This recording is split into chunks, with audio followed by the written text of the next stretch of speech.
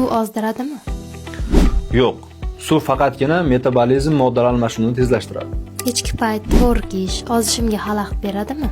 Yo'q. Ozish uchun qattiq parhez tutish zarurmi? Yo'q. Xamirli ovqatlar umuman mumkin emasmi? Yo'q, mumkin. Shirinliklarni ratsiondan chiqarib yuborish kerakmi? Yo'q, me'yorida iste'mol qilsa bo'ladi. Ozishda beriladigan biodabavkalar va vitaminlar zararmi? Yo'q, aslo unday emas. Ozishim uchun defizit kaloriya hosil qilishim kerakmi? Ha, eng asosiysi shu.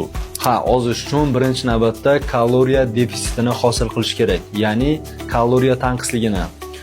Kunlik ehtiyojimizdan kamroq ovqat iste'mol qilsak, kaloriya yetishmovchiligi bo'lib, bizda turib qolgan yog'lar erishni boshlaydi. Atrofimizda doimiy shunday miflar qulog'imizga chalinadi.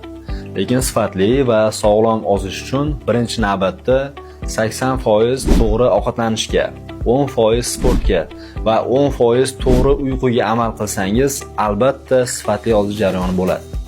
Bizga obuna bo'lib qo'ying. Ortiqcha vazndan qanday qutulish to'g'risidagi tavsiyalarni berib boraman.